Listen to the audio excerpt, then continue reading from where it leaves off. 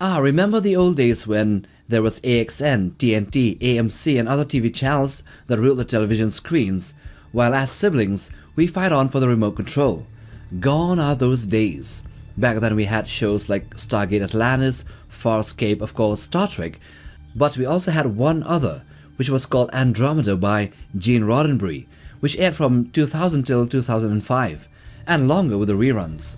And speaking of Andromeda, here in this video we will showcase the biggest ships seen in this show. Let's get to it. At number 12 we have the Nietzschean Battlecruiser. So a Nietzschean Battlecruiser, when we're talking about the specific type of warship used by the Nietzschean military in Andromeda, are these sleek vessels that can be seen to have a shape of an egg when viewing from the top. These battlecruisers are considered the backbone of their naval forces and are known to be smaller than the Glorious Heritage class or other high guard warships. They are often employed in large task forces to overwhelm enemies due to their smaller size, because when you're undersized, you always go the way of the Zerg, overwhelm them with numbers. At number 11 we have the Righteous Fist of Heaven, a class of warship. So the Righteous Fist of Heaven class warships is what is called a standoff attack ship class, and were one of the workhorses of the High Guard combat fleet. This deep standoff attack ship is basically a sniper with a grudge. It is built to blow off stuff from really far away, whether that's enemy ships or planets that need a little convincing. It's all offense, no defense, like bringing a flamethrower to a knife fight but without the protection. Most of its sensors are focused on finding and killing targets, and sure, you could use them to scan the area like a paranoid scout, but that's not really what this ship is about. At number 10 we have the Siege Perilous class. This one was the High Guard's way of saying, we've learned from our mistakes, mostly by watching things explode. Designed as the successor to the Righteous Fist of Heaven class, this ship was the Commonwealth's final love letter to warfare before the whole government collapsed, like a student writing their thesis right before the university burns down. Built with all the grace of a paranoid PhD scholar, the Siege Perilous was the galaxy's most antisocial warship, as most of the time it would be sent to operate alone. The Siege Perilous class was one of the most lethal starship killers ever built by the Commonwealth. It was designed to operate with a minimum crew and without any fleet support, from behind enemy lines, and also for extended periods of time. At number 9 we have the Victory Crucible class. Think of the Victory Crucible as the High Guard's ultimate Swiss Army knife, if that knife were also a floating barracks, a disaster relief hub, and a troop transport all in one, and in outer space. This thing is the Lancer Corps, home away from home, hauling around a full regiment of heavily armed soldiers, along with their gear and enough dropships to ruin an entire planet's day. It's basically the High Guard's Johnny Sims, meaning it can do almost everything. One minute it's dropping troops into a war zone, the next it's playing space ambulance, and the next it's banging something, fleet-wise.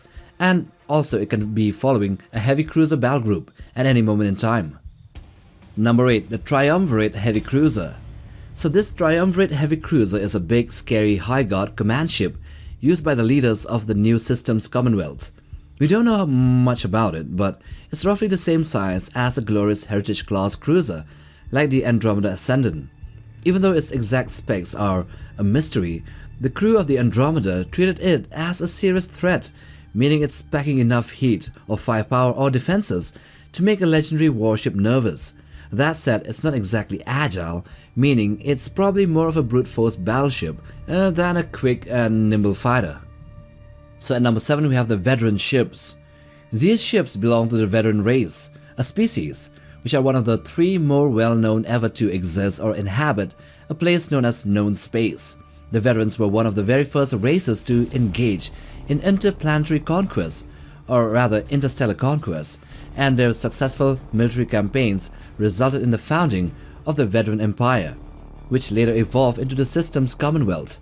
Overall, the size of the ships piloted by them appear similar to the Glorious Heritage class.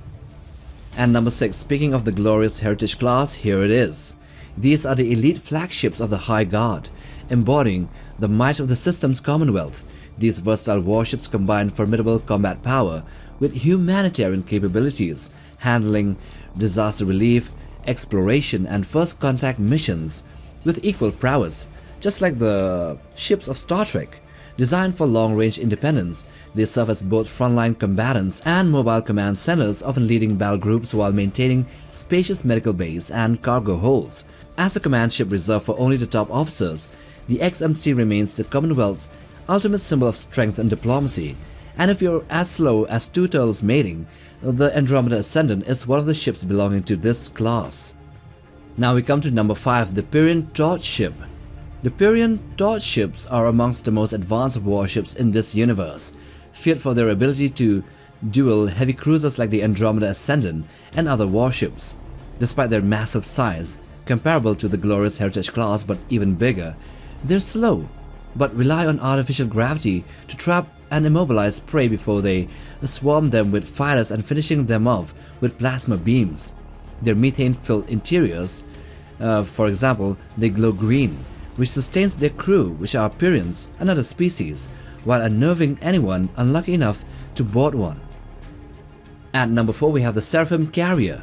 The Seraphim Carriers serve as the primary warships of the Knights of Genetic Purity, pulling double duty as both spearhead for their invasion forces and defensive guardians for their key worlds. While they suffer from limited sensor capabilities, they more than compensate this with firepower. Each carrier combines or comes loaded with swarms of drones, with long-range missile batteries and long-range attack systems, but since their sensor capabilities are limited, they can't really lock on to anything from very far away. But the real edge is stealth, because these ships are so hard to detect that even a glorious Heritage class heavy cruiser can't spot them until they're practically on top of them. Now we come to the top 3, and at the 3rd spot we have the Atrox. So the Atrox, or Atrox, I'm pronouncing it wrong probably, is an enormous asteroid, yeah, wait for it, that had been redesigned for the sole purpose of keeping people and ships off of a planet called Elba 9. This asteroid/ship was modified to serve as an automated mobile weapons platform, but was also given an organic brain so it can navigate slipstream, which means it can travel interstellar distances, which means it is a ship, and can perform complicated judgments that would be beyond the grasp of even a sophisticated artificial intelligence from that futuristic sci-fi setting. On the 2nd spot we have the Magog satellite ship. So these satellite ships of the Magog are themselves actually moons that have engines, weapons, and life support systems installed, and they are meant to harvest oxygen, raw materials, and food for the Magog world ship. These satellite ships often take over planets that already have mining colonies established on them, because there is a greater ease of access to the mineral ores that they need, instead of mining it themselves. These mega moon-sized ships also carry several thousand swarm ships, which are smaller capital ships or even fighter crafts that are needed for protection, and also to project an offensive presence on the battlefield, or should I say, battle space. And you know where I'm going with this. On the number 1 spot we have the Magog world ship. So this is the home world of the Magog species. It is composed of 20 joint planets surrounding an artificial star. It was the Magog swarm center, and the source of all their strength and political will, and any kind of will or strength. It is also known as the Destroyer of Worlds, more of a stellar-sized megastructure than a conventional ship, since it had planets orbiting a star, with each of the worlds being connected by giant bands of exotic matter. It is nevertheless one of the biggest ships in sci-fi, not just this setting Andromeda, but in sci-fi. And with that we end this video on the biggest ships of Andromeda, including the world ship, which essentially isn't really a ship. And if you like this video, then watch this other one too, the one in the end screen. Do hit that like button for support and smash that subscribe button to be a part of Legio Nerdbug. Till the next time, take care, boys.